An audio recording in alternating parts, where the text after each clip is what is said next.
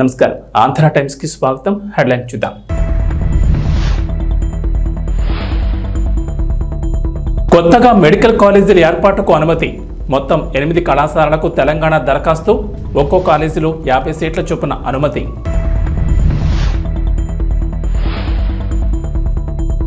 తెలంగాణలో కొత్త రేషన్ కార్డుల జారీకి కేబినెట్ సబ్ కమిటీ ఓఆర్ఆర్ వరకు జీహెచ్ఎంసీ విస్తరణకు cabinet sub committee job calendar skill యూనివర్సిటీకి మంత్రివర్గం ఆమోదం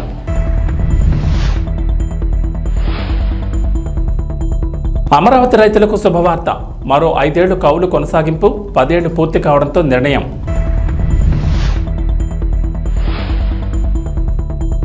ఆంధ్రప్రదేశ్లో వరుసగా రెండో నెల కూడా రికార్డ్ బ్రేక్ ఒక్క రోజులోనే దాదాపుగా 98% పింఛన్లు పంపిణీ సచివాలయ ఉద్యోగులతో విజయవంతంగా పంపిణీ తెలంగాణలో కొత్తగా మరో 4 మెడికల్ కాలేజీల ఏర్పాటుకు నేషనల్ మెడికల్ కమిషన్ అనుమతులిచ్చింది ఇందుకు సంబంధించి లెటర్ ఆఫ్ పర్మిషన్ ను బుధవారం ఉత్తర్వులు జారీ చేసింది మొత్తం 8 వైద్య కళాశాలల కోసం రాష్ట్ర ప్రభుత్వం గత ఏడాది దరఖాస్తు చేసింది ఇందులో ములుగు నర్సంపేట గద్వాల నారాయణపేటలో కళాశాలకు ఎన్ఎంసీ పచ్చజెండా ఊపింది దీంతో ఈ విద్యా సంవత్సరం నుంచే ప్రవేశాలకు మార్గం సుగమమైంది ఒక్కో కాలేజీలో 50 సీట్లతో అడ్మిషన్లు చేపట్టేందుకు అనుమతించింది ఇక యాదాద్రి భువనగిరి మహేశ్వరం కుత్బుల్లాపూర్ మెదక్ మెడికల్ కాలేజీలకు అనుమతులు నిరాకరించింది ఇటీవల బదిలీలు చేపట్టిన వైద్య ఆరోగ్య శాఖ ఈ 4 కాలేజీల్లో ప్రొఫెసర్లు అసోసియేట్ ప్రొఫెసర్లు అసిస్టెంట్ ప్రొఫెసర్ పోస్టులను భర్తీ చేసింది దీంతో ఈ 4కి కూడా అనుమతులు మరోసారి జాతీయ వైద్య కమిషన్కు లేఖ రాయాలని ప్రభుత్వం నిర్ణయించింది నిర్దిష్ట గడువులోగా లోపాలను సరిదిద్దుకొని అవసరమైన మౌలిక వసతులు కల్పిస్తామని అనుమతులు మంజూరు చేయాలని వైద్య ఆరోగ్య శాఖ కార్యదర్శి హామీ పత్రాలను సమర్పించనున్నారు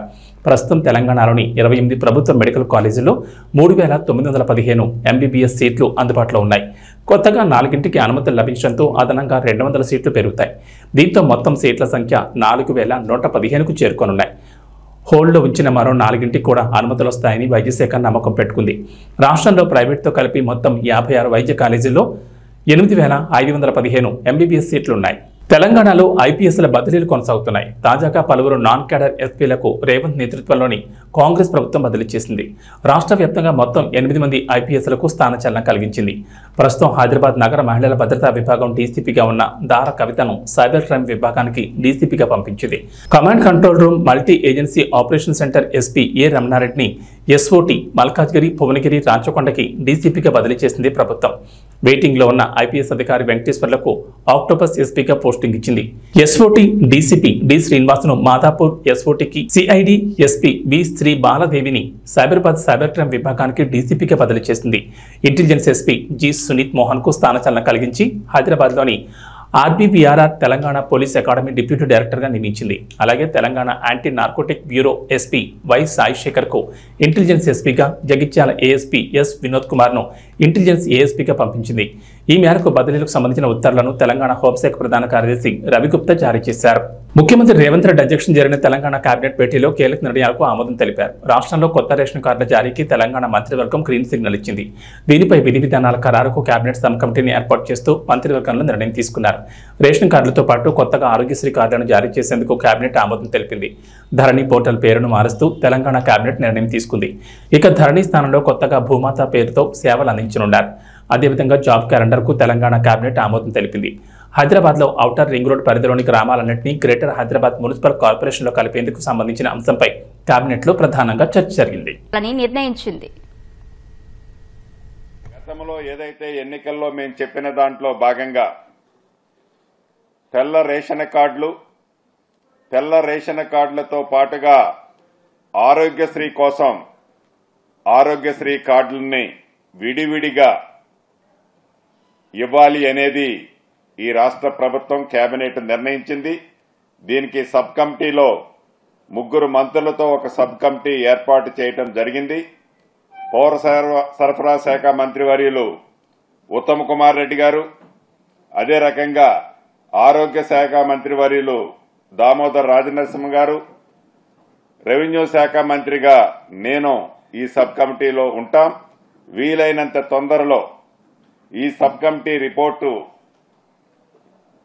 నివేదిక గవర్నమెంట్కి ఇచ్చి ఆ విధి విధానాలు ఫైనల్ చేసి తప్పకుండా అనుకున్న ప్రకారం ప్రతి పేదవాడికి అర్హులైన ప్రతి పేదవాళ్లకి ఈ రాష్ట్ర ప్రభుత్వం తెల్ల రేషన్ కార్డు అదే రకంగా ఆరోగ్యశ్రీ కార్డును కూడా ఇవ్వాలని ఈరోజు గౌరవ ముఖ్యమంత్రి రేవంత్ రెడ్డి గారి సమక్షంలో జరిగిన కేబినెట్ లో నిర్ణయం తీసుకోవడం జరిగింది. ఆంధ్రప్రదేశ్ ప్రభుత్వం అమరావతి రైతులకు శుభవార్త చెప్పింది. రాజధాని అమరావతి నిర్మాణానికి భూ సమీకరణలో భూములిచ్చిన రైతులకు సంబంధించి కీలక ప్రకటన చేసింది. భూములిచ్చిన రైతులకు ఎకరానికి ఇస్తున్న వార్షిక కౌలు మరో 5 ఏళ్ల పాటు ప్రభుత్వం చెల్లించాలని నిర్ణయం తీసుకుంది. ఇప్పటి వరకు ఎకరానికి ఎంత కౌలు చెల్లిస్తున్నారో అంతే మొత్తాన్ని రైతులకు ఇస్తారు. టీడీపీ ప్రభుత్వ హయాంలో 10 ఏళ్ల పాటు కౌలు చెల్లించాలన్న గడువు ఒప్పందం ముగిసింది. దీంతో మరో 5 ఏళ్లు పెంచాలని ప్రభుత్వం నిర్ణయించింది. ఈ మేరకు ముఖ్యమంత్రి చంద్రబాబు అధ్యక్షతన సచివాలయంలో ఇవాళ నిర్వహించే CRDA సమావేశంలో నిర్ణయం ప్రకటిస్తారు. ఇదిలా ఉంటే అమరావతిలో నిలిచిన కట్టడాల సామర్థ్యాన్ని అంచనా వేసేందుకు స్పెషల్ టీం వస్తోంది. ఇవాళ ఐఐటీల నుంచి నిపుణులు అమరావతికి వస్తున్నారు. గత టీడీపీ ప్రభుత్వం అమరావతిలో నిర్మాణాలు చేపట్టింది. ఎమ్మెల్యే, ఎమ్మెల్సీ, సచివాలయం, అసెంబ్లీ, హైకోర్టు, మంత్రుల, విభాగాధిపతుల బంగ్లాలు, గెజిట్ అధికారులు, NGOలు, 4వ తరగతి ఉద్యోగుల నివాస సముదాయాలకు నిర్మాణాలను మొదలుపెట్టింది. 2019 ఎన్నికల్లో అధికారంలోకి వచ్చిన వైఎస్ఆర్సీపీ ప్రభుత్వం ఆ పనుల్ని నిలిపివేసింది. వైఎస్ఆర్సీపీ ప్రభుత్వంలో తెలుగు అకాడమీ చైర్పర్సన్ గా బాధ్యతలు నిర్వహించిన లక్ష్మీపార్వతికి చంద్రబాబు సర్కార్ షాక్ ఇచ్చింది. ఆమెకు గతంలో కేటాయించిన ఆంధ్ర విశ్వవిద్యాలయం ప్రొఫెసర్షిప్ హోదాను ఉపసంహరించుకున్నారు. ఈ మేరకు Andhra university registrar professor N. Kishore Babu ఒక ప్రకటన విడుదల చేశారు. ఆమెకు ఇప్పటివరకు వర్సిటీ నుంచి వేతనం చెల్లించలేదు. గతంలో ఆమె తెలుగు అకాడమీ చైర్పర్సన్ గా బాధ్యతలు చేపట్టిన సమయంలో యూనివర్సిటీలో PhD విద్యార్థులకు గైడ్ గా నియమించారు. తాజాగా ఈ విధుల నుంచి కూడా తప్పించారు.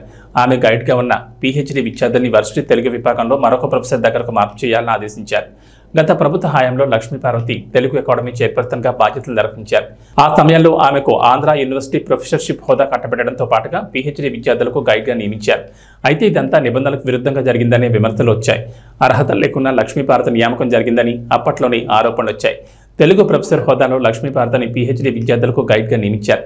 అప్పట్లోనే ఈ అంశం హైలైట్ అయింది. తాజాగా కూటమి ప్రభుత్వం అధికారంలోకి రావడంతో ఆమెను ఆ పదవి నుంచి తప్పించారు.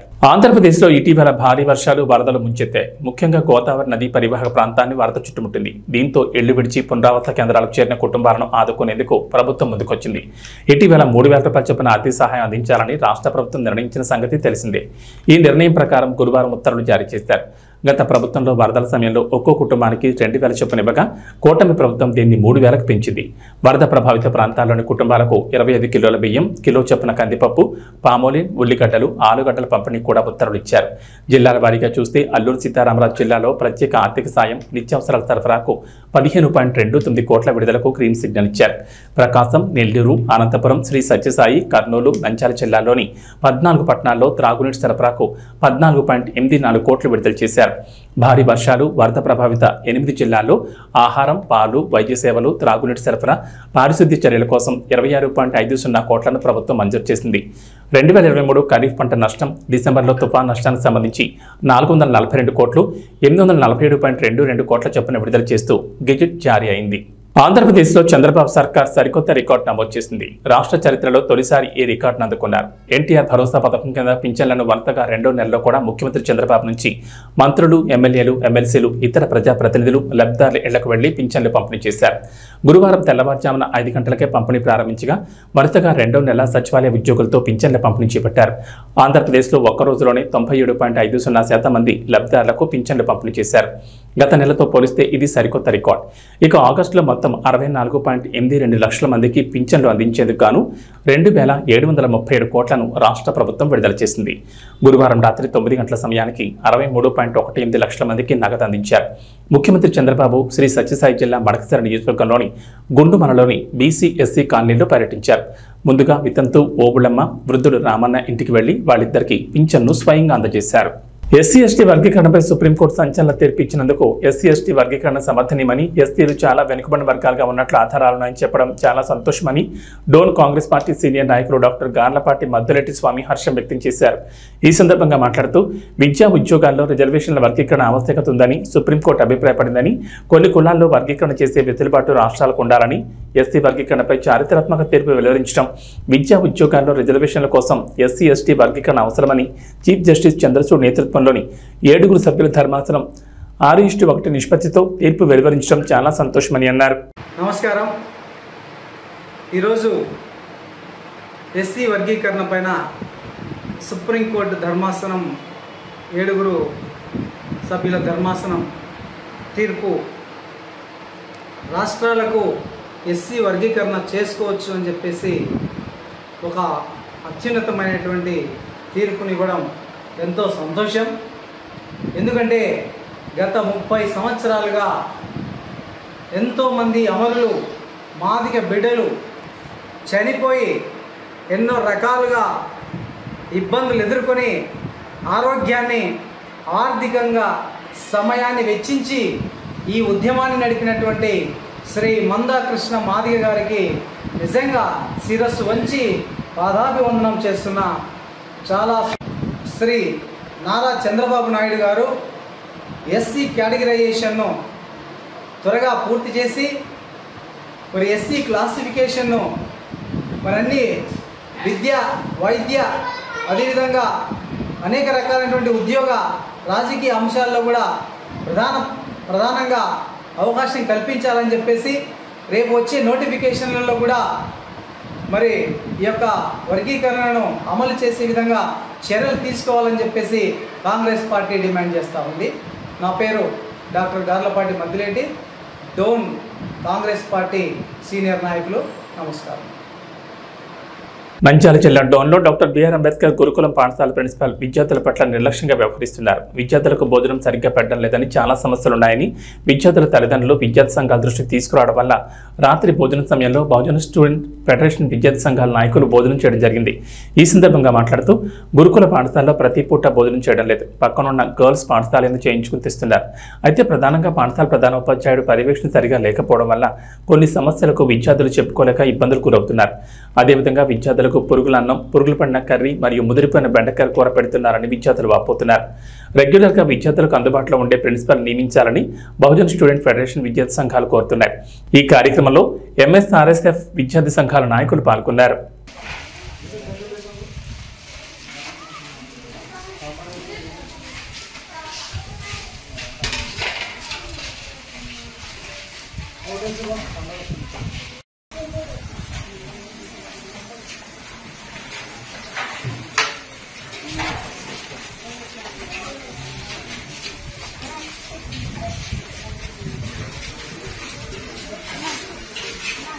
అన్నం ఎవరు పెడతారు బాబు? పెట్టండి అన్నం.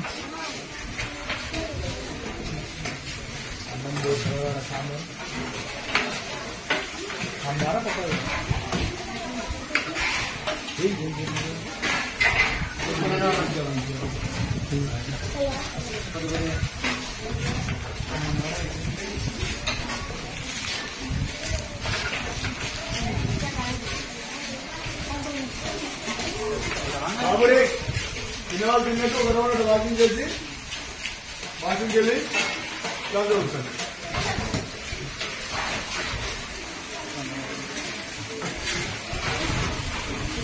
ఇవన్నీ చెప్తున్నారు కదా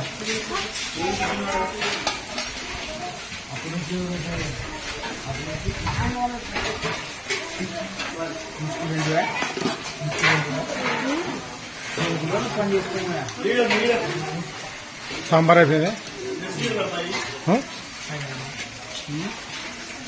సాంబార్ అయిపోయింది. మరి ఇక్కడ పెడితే కదా పిల్లలు వేసుకునేది, ఆవిడ కింద పెడితే అట్లా కారాలు అంటే తీసి పెడితే అట్లా ఎక్కువ చేసుకోవాలా.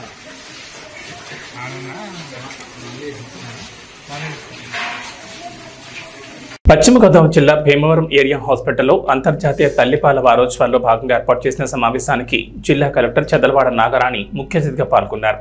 ఈ సందర్భంగా జరిగిన సభలో జిల్లా కలెక్టర్ మాట్లాడుతూ పుట్టిన బిడ్డకు తల్లిపాలు పడితే బిడ్డతో పాటు తల్లి కూడా ఆరోగ్యంగా ఉంటుందని అన్నారు.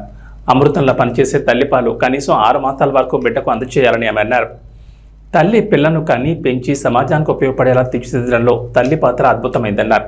అటువంటి తల్లులు బిడ్డలకు పాలివ్వడంలో అపోహలు తొలగి పుట్టిన గంటలో పాలివ్వడం వల్ల బిడ్డకు తల్లికి కలిగే ప్రయోజనాల గురించి అవగాహన చేసుకోవాలన్నారు. పుట్టిన బిడ్డకు గంటలోపే తల్లిపాలు ఇవ్వాలని సూచించారు. అమృతంలా పనిచేసే తల్లిపాలు బిడ్డకు 6 నెలలు అందిస్తే అవసరమైన పోషకాలు బిడ్డకు అందుతాయని అన్నారు. తల్లిపాలలో ముఖ్యమైన యాంటీబాడీస్ వృద్ధి చెంది బిడ్డలు ఆరోగ్యకరంగా ఉంటారని అన్నారు. తల్లిపాలకు దూరమైన పిల్లలకు నిమోనియా, డయేరియా వంటి వ్యాధులు బారిన పడే అవకాశం ఎక్కువగా ఉంటుందన్నారు. పాలిచ్చే తల్లులు, గర్భిణీ స్త్రీలు ఆరోగ్యంపై శ్రద్ధ పెట్టి ప్రభుత్వం అందిస్తున్న పౌష్టికాహారం తీసుకుని ఆరోగ్యవంతమైన సమాజ నిర్మాణానికి దోహదపడాలని జిల్లా కలెక్టర్ చంద్రబాబు నాగరాణి కోరారు. ఆగస్టు 1 నుండి 7వ తేదీ వరకు తల్లిపాలు వారోత్సవాల సందర్భంగా తల్లిపాలు విశిష్టతపై జిల్లాలో ప్రతి గ్రామంలో ప్రతి ఇంటింటికి వెళ్లి 7 రోజుల పాటు వైద్య ఆరోగ్య శాఖ, స్త్రీ శిశు సంక్షేమ శాఖ సమన్వయంతో అవగాహన కల్పించాలన్నారు. ప్రతి పిల్లలకు అమృతం అంటే తల్లిపాలు, వాటి విశిష్టతపై పాలిచ్చే తల్లులకు, కాబోయే తల్లులకు పూర్తిగా వివరించాలని తెలిపారు. జిల్లా వైద్య ఆరోగ్య శాఖ అధికారి డాక్టర్ డి మహేశ్వరరావు మాట్లాడుతూ తల్లిపాలు బిడ్డలకు టీకాల మాదిరిగా పనిచేస్తాయని, పిల్లలు దృఢత్వంగా ఆరోగ్యంగా పెరుగుతారని అన్నారు. జిల్లా స్త్రీ శిశు సంక్షేమ శాఖ అధికారి పి సుజాతారాణి మాట్లాడుతూ తల్లి బిడ్డకు ఏ సమయంలో పాలు ఇవ్వాలి, ఏ భంగిమలో ఇస్తే మంచిది అని క్షేత్రస్థాయిలోకి వెళ్లి మా శాఖ సిబ్బంది ద్వారా తెలియజేయడం జరుగుతుందని తెలిపారు. ఈ సంవత్సరం తల్లి బిడ్డల ఆరోగ్యం గురించి పాలిచ్చే తల్లులు అందరికీ మద్దతు ఇవ్వాలనే నినాదంతో అంతర్జాతీయ తల్లిపాల వారోత్సవాలు జరుపుకుంటున్నామని అన్నారు. ప్రయాణాల్లో ఉన్నవారికి, పనిచేసే కార్మికులకు జిల్లా కలెక్టర్ ఆదేశాలతో రైల్వే స్టేషన్లోనూ, బస్టాండ్లోనూ ఫీడింగ్ రూమ్లను ఏర్పాటు చేయడం జరుగుతుందని తెలిపారు. గర్భిణీలకు, బాలింతలకు వివిధ రకాల పళ్లను జిల్లా కలెక్టర్ చేతుల మీదుగా అందించారు. తల్లిపాలు అమృతం, డబ్బా పాలు వద్దని ప్రతిజ్ఞ చేయించారు.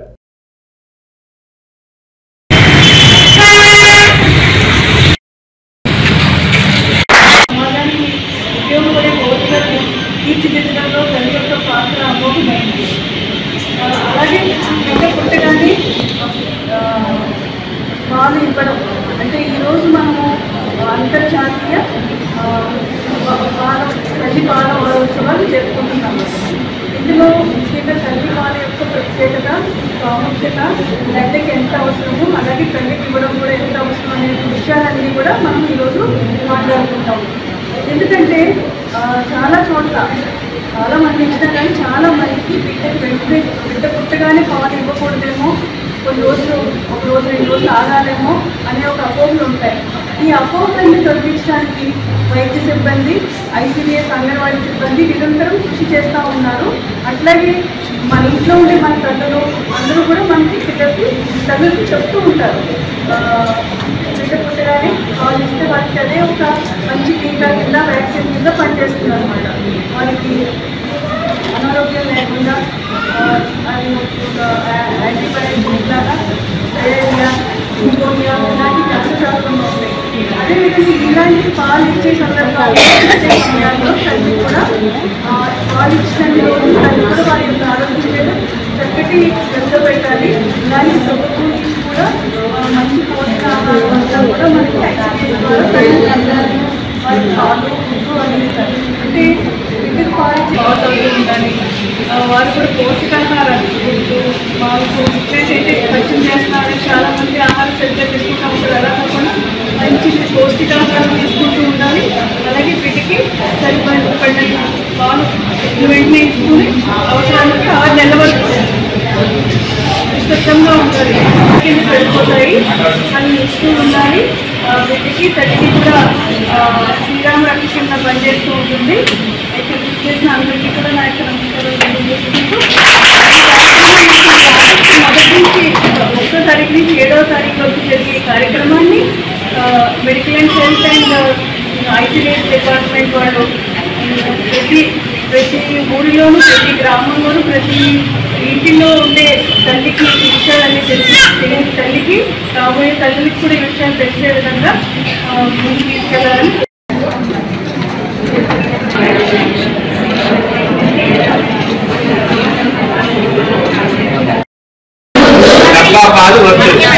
పర్యావరణ పరిరక్షణకు చెట్లు దోహదపడతాయని సీఐ సైదా అన్నారు. సిద్దిపేట జిల్లా గజ్వేల్ పోలీస్ స్టేషన్లో సిబ్బందితో కలిసి సీఐ సైదా మొక్కలు నాటారు. ఈ సందర్భంగా మాట్లాడుతూ ప్రతి ఒక్కరూ మొక్కలు నాటి వాటిని పరిరక్షించాల్సిన బాధ్యత ప్రతి ఒక్కరిపై ఉందన్నారు. వన మహోత్సవంలో భాగంగా పోలీస్ స్టేషన్ ప్రాంగణంలో మొక్కలు నాటడం జరిగిందని అన్నారు. పర్యావరణ పరిరక్షణకు చెట్లు దోహదపడతాయన్నారు. నేడు నాటిన మొక్కలు రేపటి వృక్షాలుగా మారి సమాజానికి మేలు కలిగే విధంగా చేస్తాయని, చెట్లు అమ్మ వంటివని, చెట్లను ప్రతి ఒక్కరూ పరిరక్షించాలని అన్నారు. ఈ కార్యక్రమంలో ఎస్ఐలు శంకర్, యాదగిరెడ్డి, ఏఎస్ఐ పాండరి, పీసీ స్వామిగౌడ్, అమర్, భవానీ, స్వాతి, శ్రీలత తదితరులు పాల్గొన్నారు.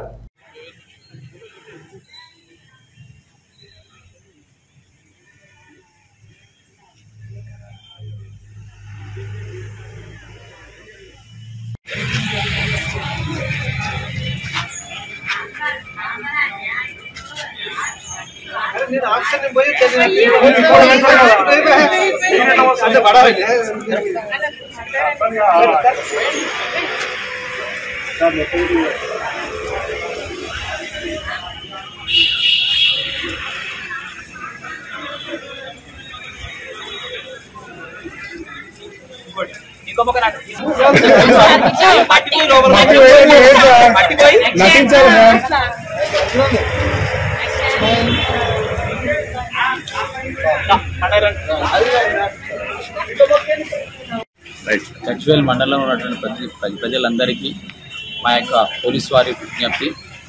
ఈరోజు మా గజ్వేల్ పోలీస్ స్టేషన్ లిమిట్స్లో పోలీస్ స్టేషన్ ఆవరణలో మనోత్సవంలో భాగంగా మొక్కలను మేమందరం నాటాము. మా యొక్క సిబ్బంది, నేను ఇన్స్పెక్టర్ గారి మరి నాతో పాటు ఎస్ఐలు, ఏఎస్ఐలు మరి మా ఉమెన్ స్టాఫ్ అందరూ కూడా మొక్కలను నాటాము. అందులో భాగంగానే తమరు కూడా మీ వంతుగా ప్రతి ఒక్కరు మన గజ్వేల్ టౌన్లో ప్రతి ఒక్క ఇంటి ముందు ఓపెన్ ప్లేస్ ఉన్నట్లయితే రోడ్ల పక్కన ఎక్కడున్న పొలాల దగ్గర కూడా ప్రతి ఒక్కరు మనకు పర్యావరణానికి ఎటువంటి ఇబ్బంది కాకుండా ఉండాలంటే ఫ్యూచర్లో మనందరం బాగుండాలనుకుంటే మన పిల్లలకి మొక్కలు నాటాల్సి వస్తుంది. కాబట్టి ప్రతి ఒక్కరికి పేరు పేరున తెలియపరుస్తున్నాను. కంపల్సరీ అందరూ కూడా మొక్కలు నాటవలసిందిగా మా యొక్క విజ్ఞప్తి. ప్రస్తుతం సమాజంలో పిల్లలపై కూడా ఎన్నో అఘాయిత్యాలు జరుగుతున్నాయి. ఆడ మగ అనే తేడా లేకుండా పిల్లలపై కూడా కొంతమంది నీచులు లైంగిక దాడి చేస్తున్నారు. దీనిపై సింగర్ చిన్మయ్ సోషల్ మీడియాలో గట్టిగానే పోరాటం చేస్తోంది. అయితే ఇటీవల తన భర్త రాహుల్ రవీంద్రన్ బిడ్డకి మధ్య జరిగిన ఓ ఇన్సిడెంట్ గురించి చిన్మయ్ సోషల్ మీడియాలో పోస్ట్ చేయడం పెద్ద దుమారం రేపింది. దీంతో చిన్మయ్పై చాలా మంది ట్రోల్ చేస్తున్నారు. తండ్రి కూతుల బంధాన్ని కూడా ఇంత నీచంగా చూస్తావా అంటూ చిన్మయ్పై ఫైర్ అవుతున్నారు. మరోవైపు చిన్మయ్ మాత్రం తన వాదనను బలంగా వినిపిస్తూ పలువురు బాధితుల పోస్టులను షేర్ చేస్తున్నారు. ఇక తాజాగా ఈ వివాదంపై ప్రముఖ సైకియాట్రిస్ట్ మిరియాల శ్రీకాంత్ తన అభిప్రాయాన్ని, విశ్లేషణను సోషల్ మీడియాలో షేర్ చేశారు. స్పర్శ, దీనిపై గత వారం రోజులుగా జరుగుతున్న దుమారం నేను చూస్తున్నాను. పిల్లల శారీరక మానసిక వికాసానికి కరచాలనం, కౌకలింతలు, మర్దన, స్పర్శతో కూడిన ఆటలు, కబడ్డీ వంటివి, కితకితలు, అభినందనతో కూడిన వీపు చరచడం ఇవన్నీ అవసరం. అవి తప్పు కూడా కాదు. అయితే పిల్లలు కొన్నిసార్లు కొన్ని రకాల స్పర్శల్ని వద్దనుకుంటారు. దాన్ని తల తిప్పడం ద్వారా, చేత్తో తొయ్యడం ద్వారా, వద్దని చెప్పడం ద్వారా తెలియజేస్తారు. దాన్ని మనం గౌరవించాలి. కానీ అలా అని అది ఎప్పటికీ ఇష్టం కాదని కాదు. మళ్ళీ ప్రయత్నించవచ్చు. ఇక పిల్లలకి పళ్ళు తోమడం, స్నానం చేయడం, బట్టలు మార్చడం వంటివి వాళ్ళు వద్దన్నా చేస్తాం. కానీ అవి చేసే ముందు నేను ఇది చేస్తున్నానని చెప్పడం, సబ్బు వాళ్ళనే రాసుకోమనడం, బట్టలు ఎంచుకోమనడం ద్వారా వాళ్ళకి ఆసక్తిని కలిగించవచ్చు. కానీ కొన్నిసార్లు పిల్లలు బాగా చిరాగ్గా ఉన్నప్పుడు వాళ్ళని ఏ పనికి బలవంతం చేయకూడదు. ఒక 2 నిమిషాలు ఆగి వాళ్ళు కుదురుపడ్డాక ప్రయత్నించవచ్చు అంటూ శ్రీకాంత్ చెప్పారు. పిల్లలకి ముందుగానే 3 ఏళ్ల వయసులో ఉన్నప్పుడే ఎక్కడెక్కడ ముట్టకూడని ప్రదేశాలు అన్నది ఒక బొమ్మ ద్వారా చెప్పచ్చు. పెదాలపై ముద్దు, ఛాతీ, పిరుతులు, తొడలి లోపలి భాగం, జననేంద్రియాలు ముట్టడం నిషిద్ధమని ముందుగానే చెప్పాలి. స్నానం చేసేటప్పుడు, శుభ్రపరిచేటప్పుడు, వైద్యుడు పరీక్షించేటప్పుడు తప్ప ఇంకెప్పుడు ఏ సందర్భంలోనూ అక్కడ ముట్టాల్సిన అవసరం లేదు. ముఖ్యంగా ఆట పట్టించడానికి అన్నట్లుగా తల్లిదండ్రులే కాదు, ఇంకెవరు కూడా జననేంద్రియాలు ముట్టకూడదు. అపరిచితుల బొడిలో కూర్చోబెట్టుకోవడం, వాళ్ల బుగ్గలకి వెళ్ళడం, భుజాలు పిసకడం వంటివి మంచిది కాదు అంటూ క్లారిటీ ఇచ్చారు. ఒలింపిక్స్ క్రీడలు జరుగుతున్న ప్యారిస్ నగరంలో ఇప్పుడు ఇండియా హౌస్ ప్రత్యేక ఆకర్షణగా నిలుస్తోంది. భారత అథ్లెట్లకు భారతీయ వంటకాలను అందించడం, సన్నద్ధత కోసం ఏర్పాటు చేసిన ఇండియా హౌస్ విదేశీ ఆటగాళ్లను అమితంగా ఆకర్షిస్తోంది. విశ్వ క్రీడల్లో పాల్గొనేందుకు వివిధ దేశాల నుంచి వచ్చిన క్రీడాకారులు మన ఇండియా హౌస్లో భారతీయ రుచులను ఆస్వాదించడమే కాకుండా యోగా చేస్తూ, బాలీవుడ్ పాటలకు డాన్స్ చేస్తూ ఆహ్లాదం పొందుతున్నారు. ఒత్తిడిని దూరం చేసుకుంటున్నారు. ఆసియాలోని అత్యంత ధనవంతుడైన రిలయన్స్ ఇండస్ట్రీస్ అధినేత ముఖేష్ అంబానీ సతీమణి నీతా అంబానీ ఈ ఇండియా హౌస్ను ఏర్పాటు చేశారు. ప్రస్తుతం ఆమె ఇంటర్నేషనల్ ఒలింపిక్స్ కమిటీ సభ్యురాలుగా కొనసాగుతున్న సంగతి తెలిసిందే. భారతీయ సంస్కృతి సంప్రదాయాలకు ప్రతీకగా ఇండియా హౌస్ను ఏర్పాటు చేశామని నీతా అంబానీ తెలిపారు. ఇక్కడ కాశ్మీర్, బనారస్ నుంచి తీసుకొచ్చిన కళాకృతులు, హస్తకళలు, భారత సంప్రదాయ ఆభరణాలను ప్రదర్శనకు ఉంచారు. విదేశీ అథ్లెట్లు, పర్యాటకులను ఇవి విశేషంగా ఆకట్టుకుంటున్నాయి. కళాకారుల నృత్యాలకు కాలు కదిపి డాన్స్ చేస్తున్నారు. ప్యారిస్ ఒలింపిక్స్ ప్రారంభమైన మరుసటి రోజే లా విల్లెట్ ప్రాంతంలో ఇండియా హౌస్ను ప్రారంభించారు. ఇండియన్ ఒలింపిక్స్ అసోసియేషన్ అధ్యక్షురాలు PT Usha, BCCI secretary Jay Shah, Olympics స్వర్ణ పతాక విజేత అభినవ్ బింద్రాతో పాటు పలువురు ప్రముఖులు ఈ ప్రారంభోత్సవానికి హాజరయ్యారు. ఆగస్టు 11 వరకు ఇండియా హౌస్ను సందర్శకులు వీక్షించవచ్చు. ఏబీ బులెటిన్ విశేషాలు. నమస్కారం.